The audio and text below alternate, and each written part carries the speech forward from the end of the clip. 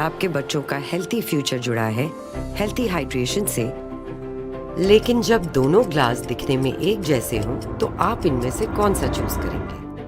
Confused?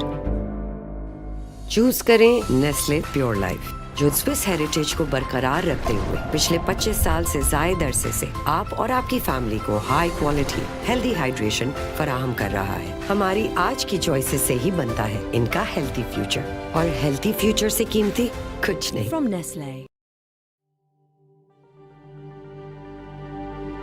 ADAS tech or adaptive cruise control option. Comes in with a moonroof as well? और ऊपर से HEV. Plus that interior?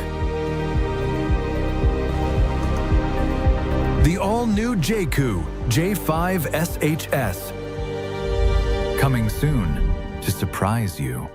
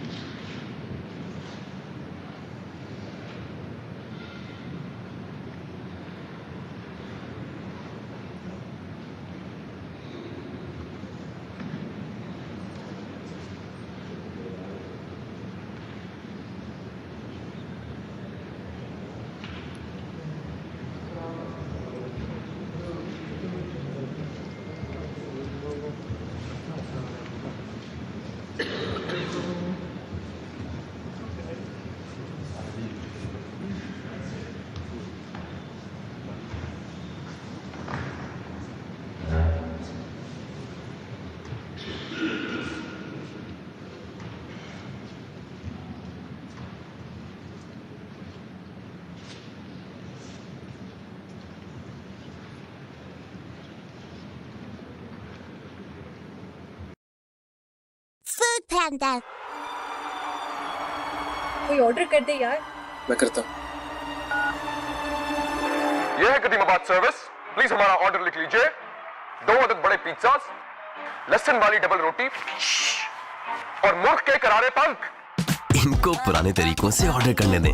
35 plus cities, 20,000 plus restaurants, 50,000 registered Riders और live order tracking के साथ आपका order food पैंडा संभाल लेगा।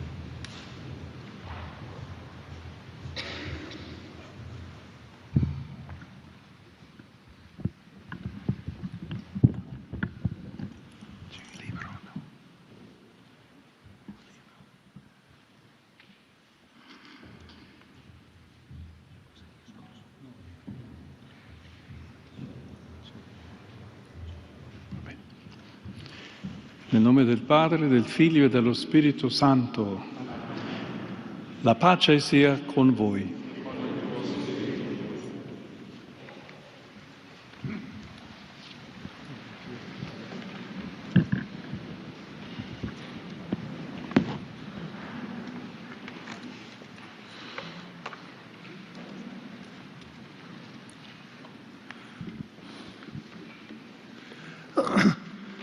Holy Father, allow me in my capacity as Dean of the Diplomatic Corps accredited to the Holy See to extend to you our most sincere greetings and our heartfelt best wishes for the new year that has just begun.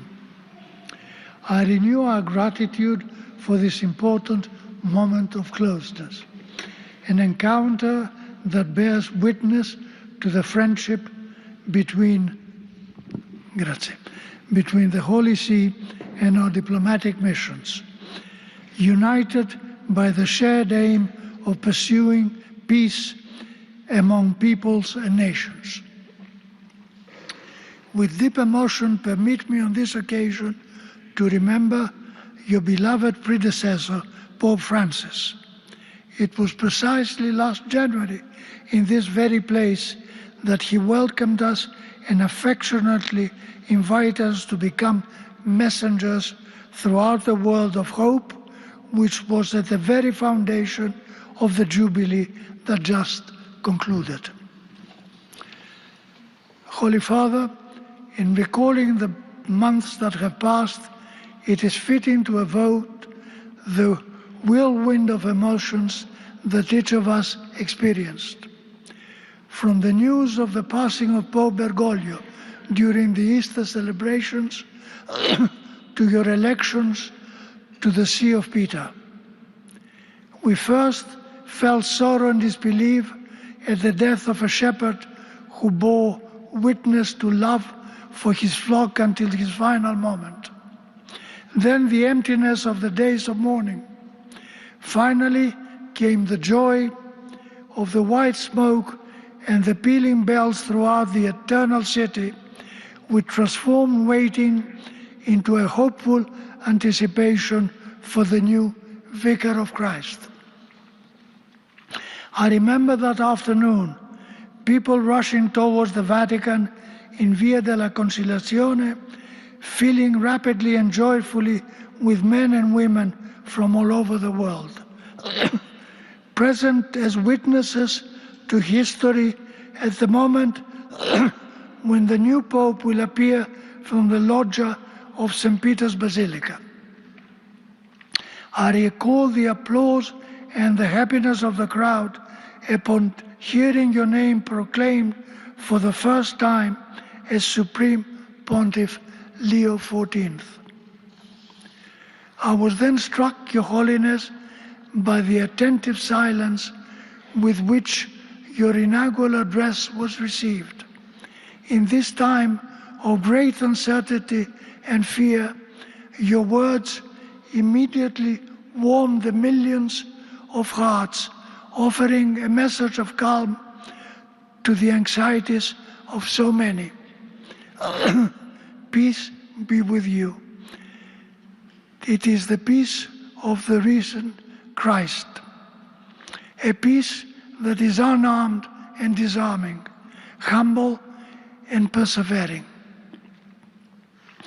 I thank you, Holy Father, for having shown us by these words, later taken up in your message for the World Day of Peace on January 1st, the path that every man and woman is called to walk. In them resounds the serene yet powerful hope of a reconciled world. Here lies the profound meaning of the diplomatic mission to resolve conflicts through the strength of reason and constant determination to work for the common good.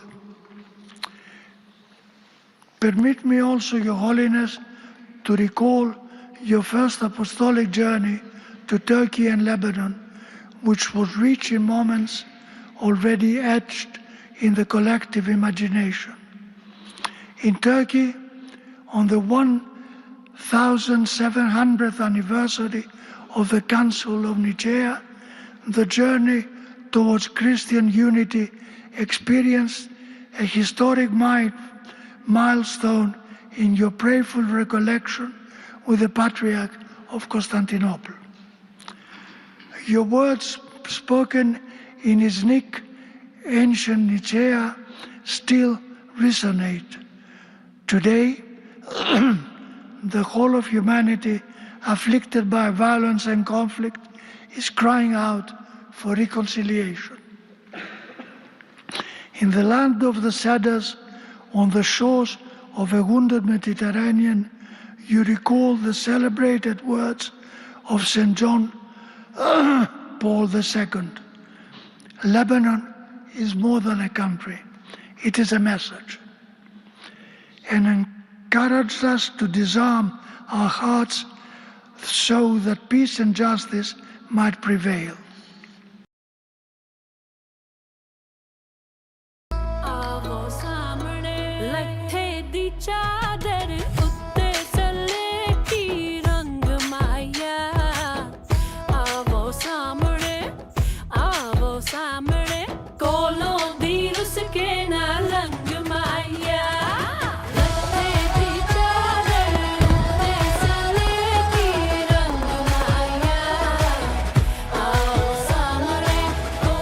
celebration, her smile, her bite है magical.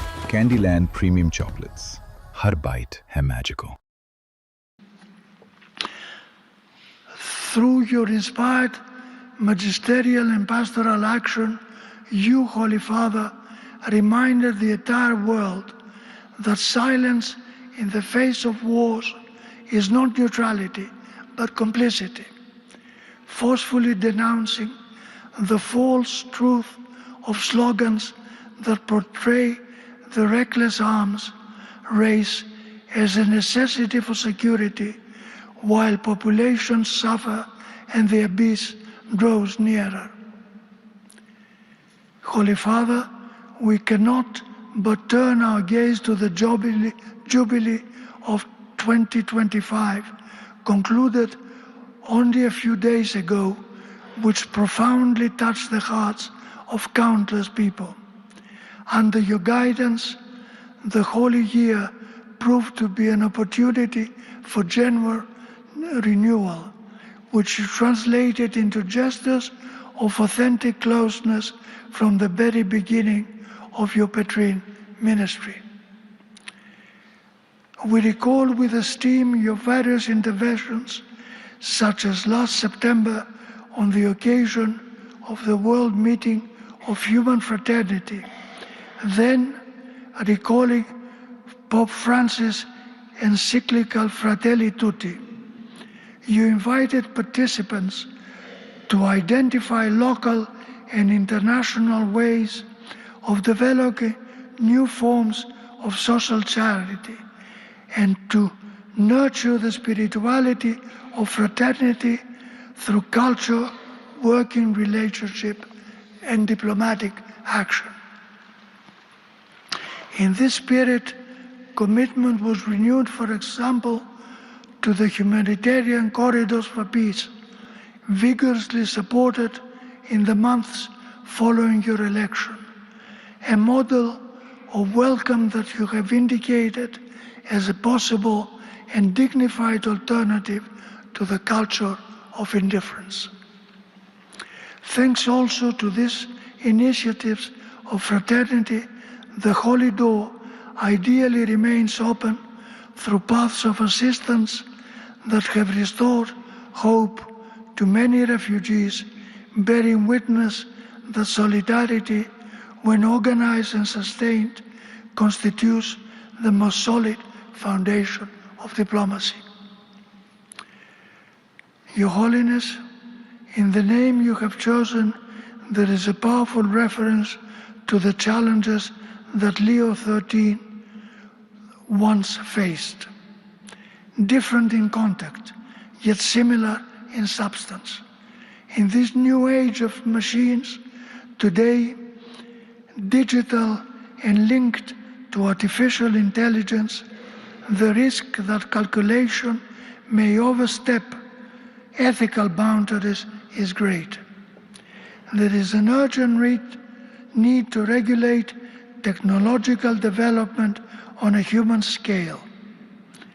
As you have repeatedly reminded us, artificial intelligence must not replace the human being, but remain at his or her service, reaffirming that data and creativity are not enough without an ethical orientation towards the integral development of the human person. It is precisely with our gaze fixed on the centrality of human person that I wish to express the condolences and closeness of the diplomatic corps to the young lives lost and injured and their families affected by the tragic accident that occurred in Crans-Montana, Switzerland. We pray for them and for the Venezuelan people, recalling your words that the good of the beloved Venezuelan people must prevail over every other consideration. This must lead to the overcoming of violence and to the pursuit of paths and justice of peace. Holy Father, I conclude with the hope that your actions may bear for all humanity the same fruitfulness that the thought of your spiritual father, St. Augustine, bore for the Church. Just as he was able to unite the wisdom of his time with the Christian creed, may you help the world to find true peace, integrating the countless human experiences with a universal message of fraternity capable of speaking to the heart of every man and woman on the planet.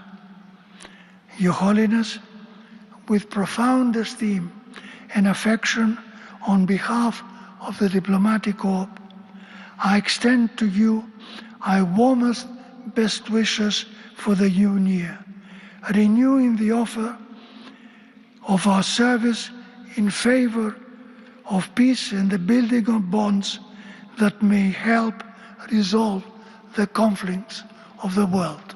Thank you.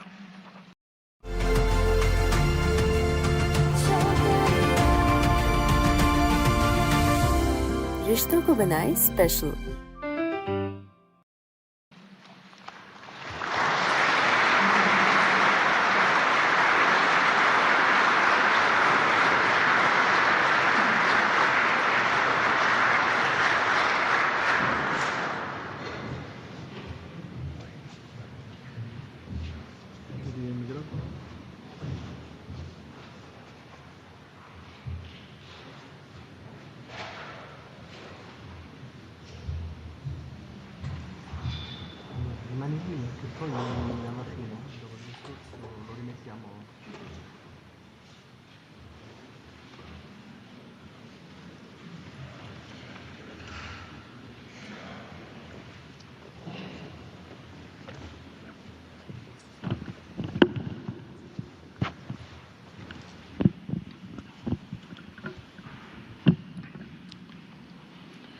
Your Eminence, Your Excellencies, distinguished members of the Diplomatic Corps, ladies and gentlemen, I would like to thank His Excellency, Ambassador George Poulides, Dean of the Diplomatic Corps, for his kind and respectful words on your behalf. I welcome all of you to this meeting for the exchange of greetings at the beginning of the new year. This is a traditional occasion in the life of the Diplomatic Corps accredited to the Holy See, but it is a new experience for me since it was only several months ago that I was called to shepherd Christ's flock. I am pleased, therefore, to welcome you this morning, and I am grateful for your generous participation, which this year is enriched by the presence of the new resident heads of mission of Kazakhstan, Burundi, and Belarus. I thank the respective governmental authorities for their decision to open in Rome diplomatic representations to the Holy See. This is a tangible sign of good and fruitful bilateral relations. To each of you, dear ambassadors, I wish to extend my good wishes to your countries and to share a reflection on our times, which are so troubled by a growing number of tensions and conflicts. This past year saw many significant events, beginning with those directly affecting the life of the Church, which experienced a profound jubilee and saw the return to the Father's house of my venerable predecessor, Pope Francis. The whole world gathered around his coffin on the day of his funeral and sensed the loss of a father who had guided the people of God with immense pastoral charity. A few days ago, we closed the last holy door, that of St. Peter's Basilica, which Pope Francis himself had opened on Christmas night in 2024. During the Holy Year, millions of pilgrims flocked to Rome to make their Jubilee pilgrimage. Each person brought his or her own experiences, questions, and joys, as well as pains and wounds, to pass through the holy doors which are symbols of Christ himself, our heavenly physician. By coming in the flesh, he took upon himself our humanity in order to make us partakers of his divine life, as we contemplated in the recent celebration of Christmas. I am confident that through these experiences, many people have been able to deepen or rediscover their relationship with the Lord Jesus, finding comfort and renewed hope for facing life's challenges. In questa sede desidero esprimere particolare gratitudine ai romani che con grande pazienza e senso di ospitalità si sono fatti carico dei numerosi pellegrini e turisti giunti in urbe da ogni parte del mondo. Uno speciale apprezzamento desidero rivolgere al governo italiano, all'amministrazione capitolina e alle forze dell'ordine, che si sono adoperate con zelo e precisione perché Roma fosse in grado di accogliere tutti i visitatori e gli eventi giubilari e quelli successivi alla morte di Papa Francesco potessero svolgersi in serenità e sicurezza. La Santa Sede e l'Italia condividono non solo la vicinanza geografica, ma soprattutto la lunga storia di fede e di cultura che lega la Chiesa a questa splendida penisola e al suo popolo.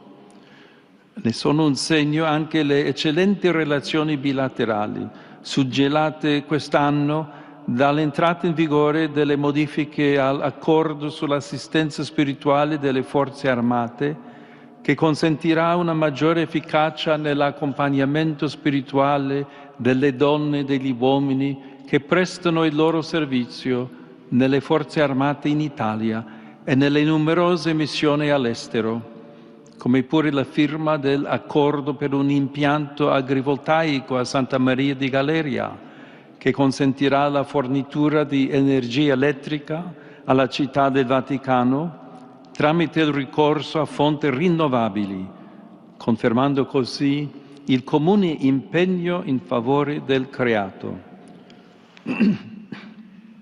Sono poi grato per le visite che mi hanno reso le alte cariche dello Stato all'inizio del mio pontificato e per la squisita ospitalità riservatami al Palazzo del Quirinale dal Signor Presidente della Repubblica, al quale desidero far giungere il mio cordiale e riconoscente saluto. Garnier Micellar Cleansing Water. Micelles act like a magnet, attracting makeup and impurities in just one swipe. Beat the cold with Dip It's Trio Pack. Order now. During the past year, having accepted the invitation given to Pope Francis, I had the joy of visiting Turkey and Lebanon. I am grateful to the authorities of both countries for their welcome. In Iznik, Turkey, together with the Ecumenical Patriarch of Constantinople and representatives of other Christian denominations, I commemorated the 1700th anniversary of the First Ecumenical Council. This was an important opportunity for renewing our commitment to the journey towards the full, visible unity of all Christians. In Lebanon, I met a people who, despite their difficulties, are full of faith and enthusiasm. There I sensed the hope of young people who aspire to build a more just and cohesive society and to strengthen the bond of cultures and religions that makes the land of the cedars unique in the world. Dear ambassadors, prompted by the tragic events of the sack of Rome in 410 AD, St. Augustine wrote De Civitate Dei, the city of God. This is one of the most powerful of his theological, philosophical, and literary works. As Pope Benedict XVI observed, it is an impressive work crucial to the development of Western political thought and the Christian theology of history. It draws, as we would say in contemporary terms, on a narrative that was spreading for the pagans, still numerous at that time, and even quite a few Christians thought that the God of the new religion and the apostles themselves had shown themselves incapable of protecting the city.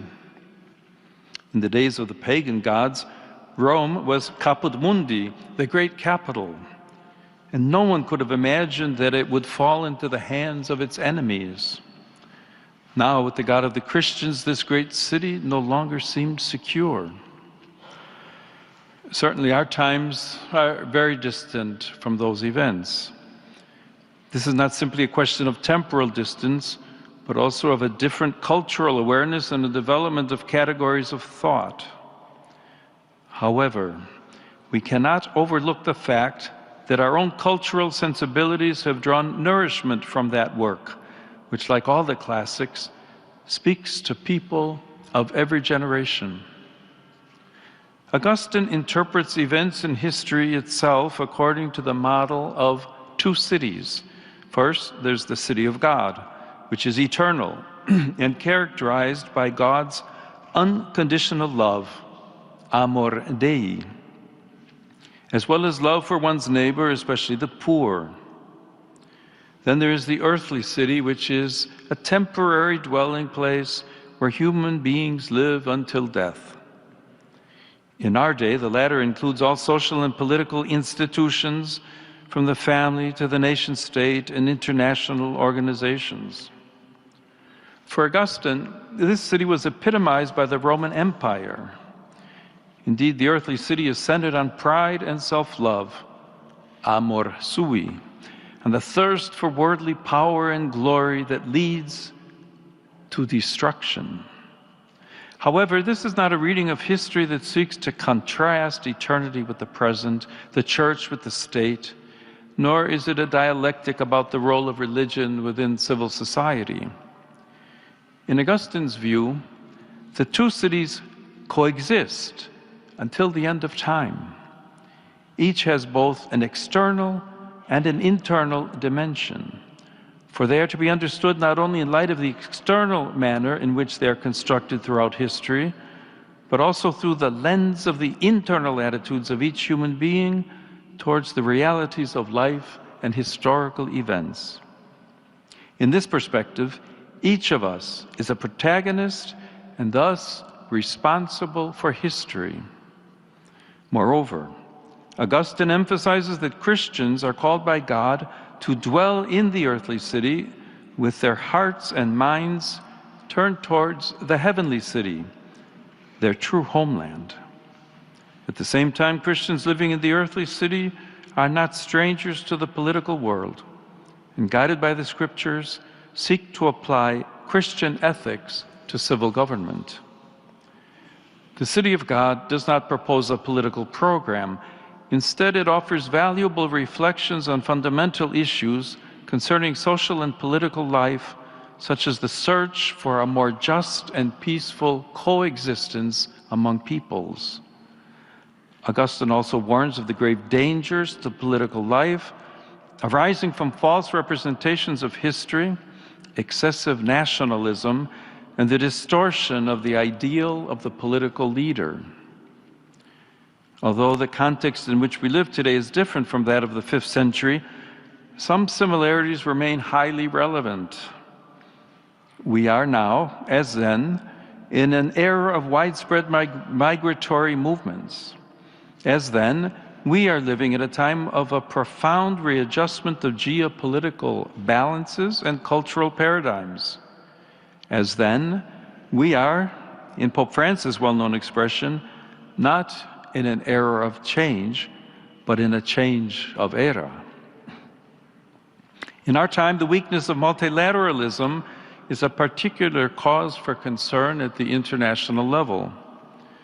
A diplomacy that promotes dialogue and seeks consensus among all parties is being replaced by a diplomacy based on force by either individuals or groups of allies.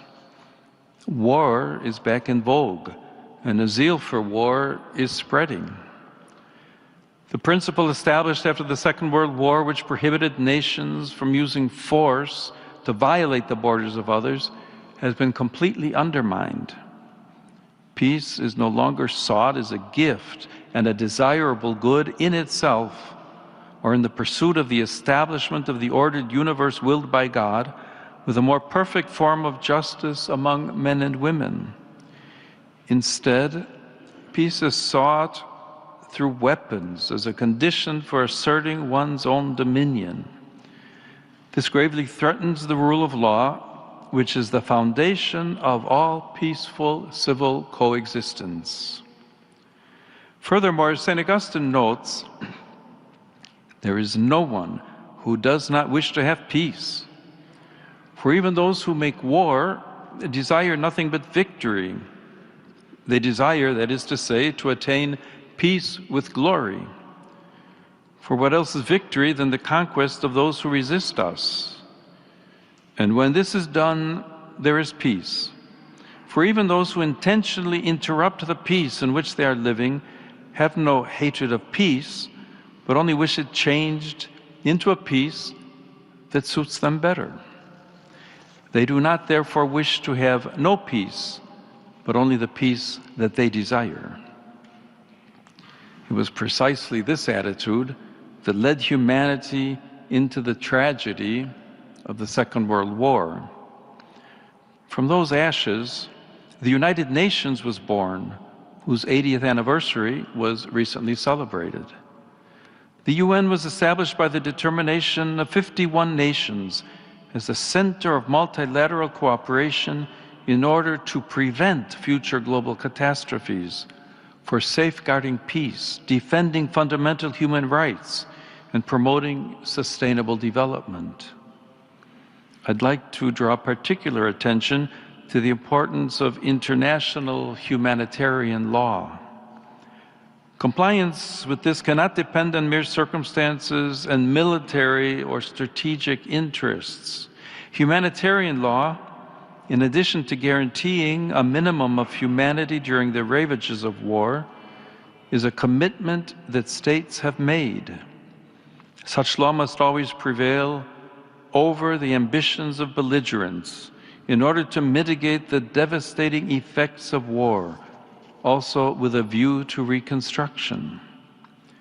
We cannot ignore that the destruction of hospitals, energy infrastructure, homes, and places essential to daily life constitutes a serious violation of international humanitarian law.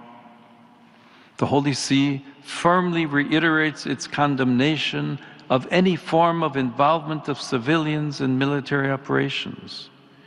It likewise hopes that the international community will remember that the protection of the principle of the inviolability of human dignity and the sanctity of life always counts for more than any mere national interest. Nestle Pure Life Sparkling. Elevate every moment. A promise that never falls short. For those who give their all, we give ours all the way. Aramco, all the way. With this in mind, the United Nations has mediated conflicts, promoted development, and helped states protect human rights and fundamental freedoms. In a world facing complex challenges such as geopolitical tensions, inequalities, and climate crises, the UN should play a key role in fostering dialogue and humanitarian support, helping to build a more just future. Efforts are therefore needed to ensure that the United Nations not only reflects the situation of today's world rather than that of the post-war period, but that it is also more focused and efficient in pursuing policies aimed at the unity of the human family instead of ideologies. The purpose of multilateralism, then, is to provide a place where people can meet and talk, modeled on the ancient Roman Forum or the medieval square. At the same time, in order to engage in dialogue, there needs to be agreement on the words and concepts that are used. Rediscovering the meaning of words is perhaps one of the primary challenges of our time. When words lose their connection to reality, and reality itself becomes debatable and ultimately incommunicable, we become like the two people to whom St. Augustine refers, who are forced to stay together without either of them knowing the other's language. He observes that, I quote, "Dumb animals, even those of different species, understand each other more easily than these two individuals. For even though they are both human beings, their common nature is no help to friendliness when they are prevented by diversity of language from conveying their sentiments to one another, so that a man would more readily converse with his dog than with a foreigner." End of quote. Today, the meaning of words is ever more fluid, and the concepts they represent are increasingly ambiguous. Language is no longer the preferred means by which human beings come to know and encounter one another. Moreover, in the contortions of semantic ambiguity, language is becoming more and more a weapon with which to deceive or to strike and offend opponents. We need words once again to express distinct and clear realities unequivocally. Only in this way can authentic dialogue resume without misunderstandings. This should happen in our homes and public spaces, in politics, in the media, and on social media. It should likewise occur in the context of international relations and multilateralism, so that the latter can regain the strength needed for undertaking its role of encounter and mediation. This is indeed necessary for preventing conflicts and for ensuring that no one is tempted to prevail over others with a mindset of force, whether verbal, physical, or military.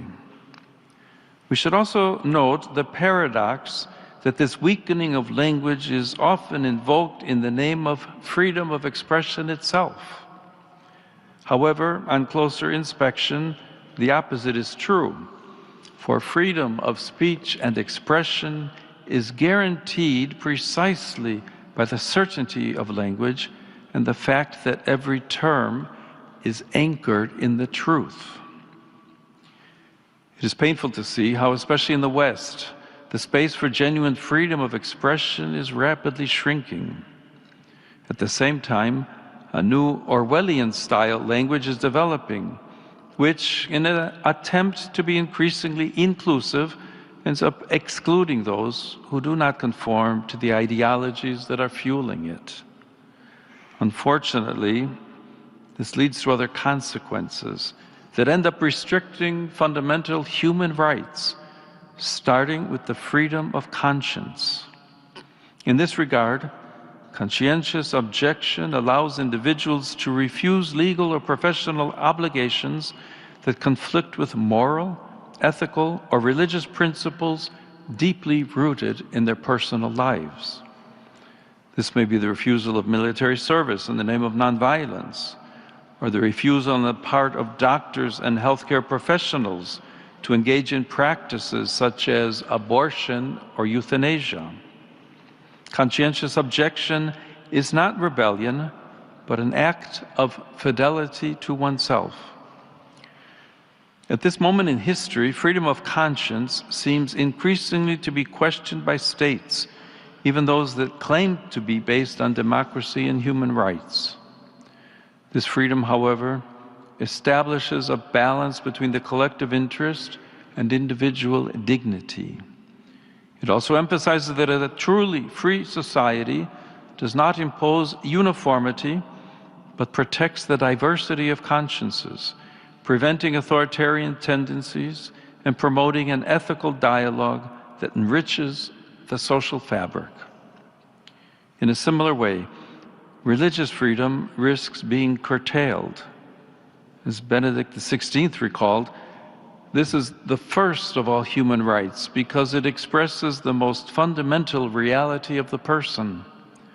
The most recent data shows that violations of religious freedom are on the rise, and that 64% of the world's population suffers serious violations of this right. In requesting that the religious freedom and worship of Christians be fully respected, the Holy See asks the same for all other religious communities. On the 60th anniversary of the promulgation of the Declaration Nostra Aetate, one of the fruits of the Second Vatican Ecumenical Council that concluded on December 8, 1965, I had the opportunity to reiterate the categorical rejection of all forms of anti-Semitism, which unfortunately continues to sow hatred and death. I likewise emphasize the importance of cultivating the Jewish-Christian dialogue, deepening our common biblical roots.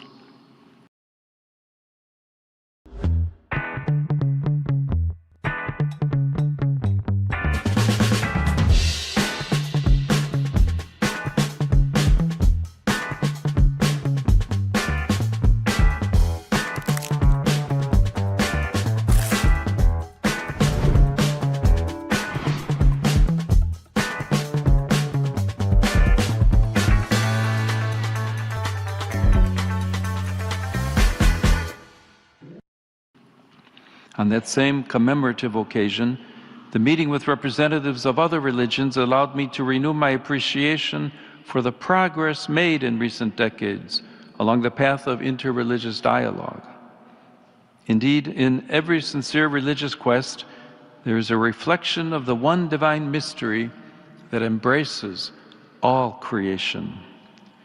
In this regard, I ask all the nations to guarantee full freedom of religion and worship to each of their citizens. However, it cannot be overlooked that the persecution of Christians remains one of the most widespread human rights crises today, affecting over 380 million believers worldwide. They suffer high or extreme levels of discrimination, violence, and oppression because of their faith. This phenomenon impinges on approximately 1 in 7 Christians globally, and it worsened in 2025 due to ongoing conflicts, authoritarian regimes, and religious extremism. Sadly, all of this demonstrates that religious freedom is considered in many contexts more as a privilege or concession than a fundamental human right. Here I would especially call to mind the many victims of violence, including religiously motivated violence in Bangladesh, in the Sahel region, and in Nigeria, as well as those of the serious terrorist attack last June on the parish of St. Elias in Damascus. Nor do I forget the victims of jihadist violence in Cabo Delgado, Mozambique. At the same time, we must not forget a subtle form of religious discrimination against Christians, which is spreading even in countries where they are in the majority, such as in Europe or the Americas. There, they are sometimes restricted in their ability to proclaim the truths of the gospel for political or ideological reasons, especially when they defend the dignity of the weakest, the unborn, refugees and migrants, or promote the family. In its international relations and actions, the Holy See consistently takes a stand in defense of the inalienable dignity of every person. It cannot be overlooked, for example, that every migrant is a person and as such has inalienable rights that must be respected in every situation. Not all migrants move by choice, but many are forced to flee because of violence, persecution, conflict, and even the effects of climate change, as in various parts of Africa and Asia. In this year, which also marks the 75th anniversary of the International Organization for Migration, I renew the Holy See's hope that the actions taken by states against criminality and human trafficking will not become a pretext for undermining the dignity of migrants and refugees. The same considerations apply to prisoners who can never be reduced to the crimes they have committed. On this occasion, I wish to express my heartfelt gratitude to the governments that have responded positively to my venerable predecessor's appeal for gestures of clemency during the Jubilee year. It is my hope that the spirit of the Jubilee will permanently and structurally inspire the administration of justice so that penalties are proportionate to the crimes committed. Dignified conditions are guaranteed for prisoners, and above all, efforts are made to abolish the death penalty, a measure that destroys all hope of forgiveness and renewal. Nor can we forget the suffering of so many prisoners held for political reasons in many countries. Furthermore, from a Christian perspective, human beings are created in the image and likeness of God, who, by calling them into existence out of love, has at the same time called them to love. This vocation is revealed in a privileged and unique way within the family. It is in this context that we learn to love and foster the capacity to serve life, thus contributing to the development of society and the Church's mission. Despite its centrality, the institution of the family faces two crucial challenges today. On the one hand, there is a worrying tendency in the international system to neglect and underestimate its fundamental social role, leading to its progressive institutional marginalization. On the other hand, we cannot ignore the growing and painful reality of fragile, broken, and suffering families afflicted by internal difficulties and disturbing phenomena, including domestic violence. The vocation to love and to life, which manifests itself in an important way in the exclusive and indissoluble union between a woman and a man, implies a fundamental ethical imperative for enabling families to welcome and fully care for unborn life. This is increasingly a priority, especially in those countries that are experiencing a dramatic decline in birth rates. Life, in fact, is a priceless gift that develops within a committed relationship based on mutual self-giving and service. In light of this profound vision of life as a gift to be cherished, and of the family as its responsible guardian, we categorically reject any practice that denies or exploits the origin of life and its development. Among these is abortion, which cuts short a growing life and refuses to welcome the gift of life. In this regard, the Holy See expresses deep concern about projects aimed at financing cross-border mobility for the purpose of accessing the so-called right to safe abortion. It also considers it deplorable that public resources are allocated to suppress life rather than being invested to support mothers and families. The primary objective must remain the protection of every unborn child and the effective and concrete support of every woman so that she is able to welcome life. Likewise, there's the practice of surrogacy. By transforming gestation into a negotiable service, this violates the dignity both of the child, who is reduced to a product, and of the mother, exploiting her body and the generative process and distorting the original relational calling of the family. Similar considerations can be extended to the sick, to those who are elderly or isolated, who at times struggle to find a reason to continue living. Civil society and states also have a responsibility to respond concretely to situations of vulnerability, offering solutions to human suffering such as palliative care, and promoting policies of authentic solidarity rather than encouraging deceptive forms of compassion such as euthanasia. A comparable reflection can be made concerning the many young people who are forced to confront numerous hardships, including drug addiction.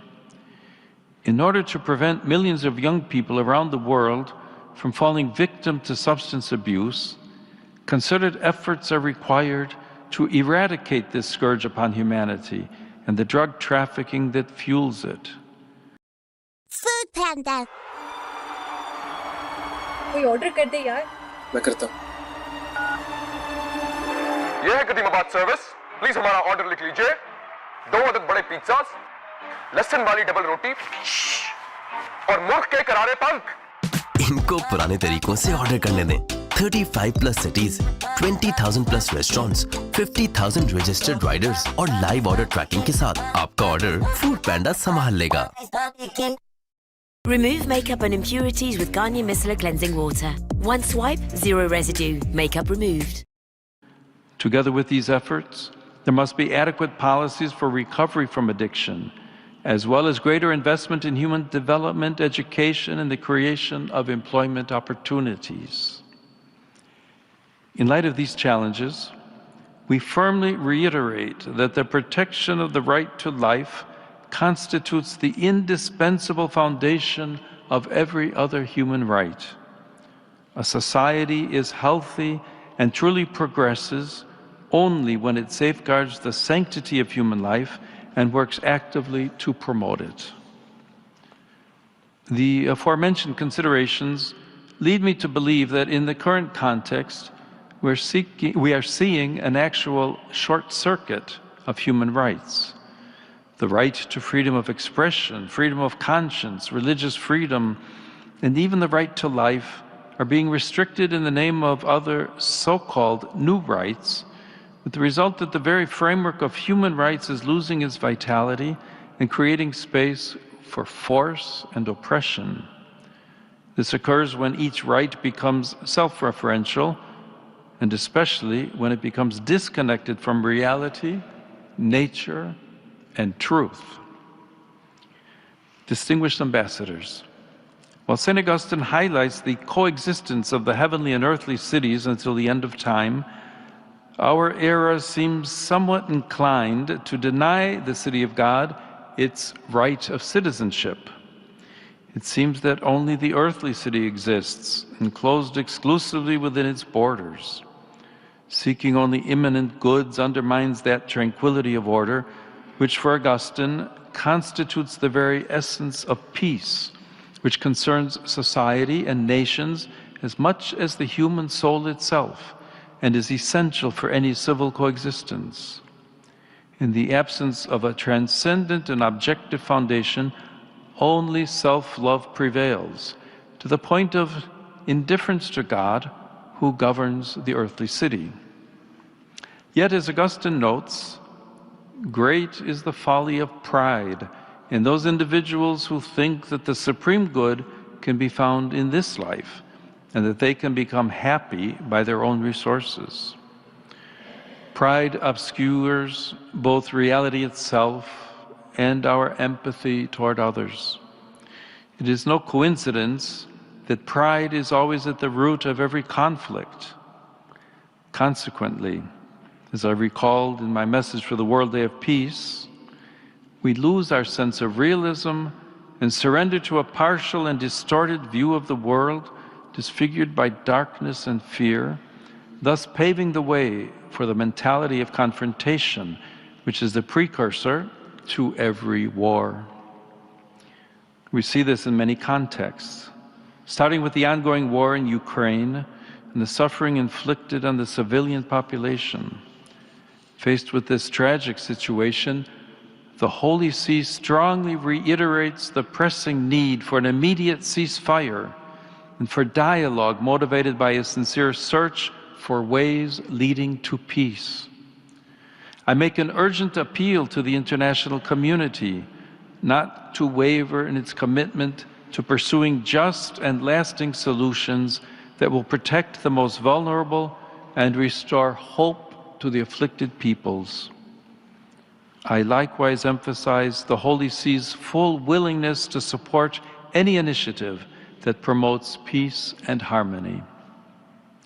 At the same time, we see this in the Holy Land, where, despite the truce announced in October, the civilian population continues to endure a serious humanitarian crisis adding further suffering to that already experienced. The Holy See is especially attentive to any diplomatic initiative that seeks to guarantee to the Palestinians in the Gaza Strip a future of lasting peace and justice in their own land, as well as to the entire Palestinian people and the entire Israeli people. In particular, the two-state solution remains the institutional perspective for meeting the legitimate aspirations for both peoples. Yet sadly, there has been an increase in violence in the West Bank against the Palestinian civilian population, which has the right to live in peace in its own land. The escalating tensions in the Caribbean Sea and along the American Pacific coast are also a cause for serious concern.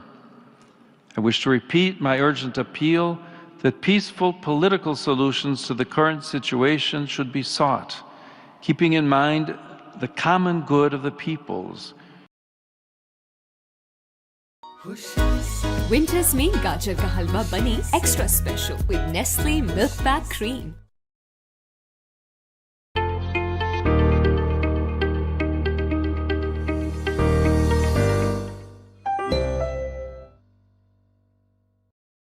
And not the defense of partisan interests. This pertains in particular to Venezuela in light of recent developments. In this regard, I renew my appeal to respect the will of the Venezuelan people and to safeguard the human and civil rights of all, ensuring a future of stability and concord. To this end, inspiration may be drawn from the example of two of its children who I had the joy of canonizing last October, José Gregorio Hernández and Sister Carmen Rendiles. May their witness inspire the building of a society founded on justice, truth, freedom, and fraternity, and thus enable the nation to rise from the grave crisis that has afflicted it for so many years. Other crises are scattered across the global landscape. First, I refer to the desperate situation in Haiti, marked by many forms of violence, from human trafficking to forced exile and kidnappings. In this regard, it is my hope that with the necessary and concrete support of the international community, the country will be able to take the necessary steps as soon as possible to restore democratic order, end violence, and achieve reconciliation and peace. Nor can we forget the situation that has affected the Great Lakes region of Africa for decades, plagued by violence that has claimed many victims. I encourage the parties involved to seek a definitive, just, and lasting solution that will put an end to a conflict that has lasted far too long. Similarly, I think of the situation in Sudan, which has been transformed into a vast battlefield, as well as the continuing political instability in South Sudan, the youngest country in the family of nations, which came into being following the referendum 15 years ago. We cannot fail to mention the intensifying signs of tension in East Asia and to express hope that all parties involved will adopt a peaceful and dialogue-based approach to the contentious issues that are a source of potential conflict. My thoughts turn in particular to the grave humanitarian and security crisis afflicting Myanmar, which was further aggravated by the devastating earthquake last March. With renewed intensity, I make an appeal that paths of peace and inclusive dialogue be courageously chosen so as to guarantee everyone fair and timely access to humanitarian aid. To be authentic, democratic processes must be accompanied by the political will to pursue the common good, to strengthen social cohesion, and to promote the integral development of every person. At the heart of many of the situations I've mentioned, we can see something that Augustine himself pointed out, namely the persistent idea that peace is only possible through the use of force and deterrence. While war is content with destruction, peace requires continuous and patient efforts of construction as well as constant vigilance. Such efforts are required of everyone, starting with the countries that possess nuclear arsenals. I think in particular of the important need to follow up on the New START treaty, which expires in February. Indeed, there's a danger of returning to the race of producing ever more sophisticated new weapons, also by means of artificial intelligence. The latter is a tool that requires appropriate and ethical management, together with regulatory frameworks focused on the protection of freedom and human responsibility. Dear ambassadors, notwithstanding the tragic situation before our eyes, peace remains a difficult yet realistic good. As Augustine reminds us, peace is the aim of our good, because it is the very aim of the city of God, to which we aspire, even unconsciously, and of which we can enjoy a foretaste even in the earthly city. During our pilgrimage on this earth, peacemaking requires humility and courage. The humility to live truthfully and the courage to forgive. In the Christian life, we see these virtues reflected at Christmas, when truth, the eternal Word of God, becomes humble flesh. And at Easter, when the condemned righteous one forgives his persecutors and grants them his life as the risen one. Moreover, if we look more closely, there is no shortage of signs of courageous hope in our time, and we must constantly support them. I think, for example, of the Dayton Accords, which 30 years ago put an end to the blood-stained war in Bosnia and Herzegovina. Despite difficulties and tensions, they opened up the possibility of a more prosperous and harmonious future. I think too of the joint declaration of peace between Armenia and Azerbaijan, signed last August. We hope this will pave the way for a just and lasting peace in the South Caucasus and resolve the outstanding issues to the satisfaction of both parties. I likewise call to mind the efforts made in recent years by the Vietnamese authorities to improve relations with the Holy See and the conditions in which the Church functions in the country. These are all seeds of peace that need to be cultivated. This coming October will mark the 8th century of the death of St. Francis of Assisi, a man of peace and dialogue, universally recognized even by those who do not belong to the Catholic Church. His life shines brightly, for it was inspired by the courage to live in truth and the knowledge that a peaceful world is built starting with humble hearts turned towards the heavenly city.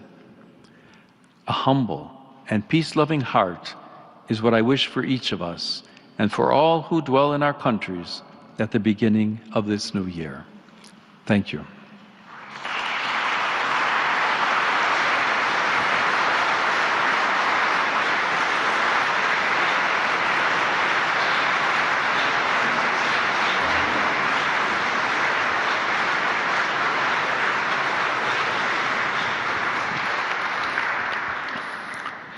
Eccellenze, gentili signori, si invitano cortesemente i capi missioni, accompagnati dai rispettivi consorti, a dirigersi verso l'incontro col Santo Padre e i superiori della Segreteria di Stato per il saluto personale, seguendo le indicazioni fornite dal nostro personale addetto.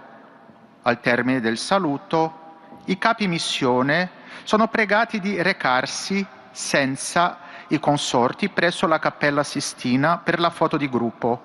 Si richiede agli altri membri dei seguiti diplomatici di rimanere nei posti loro assegnati.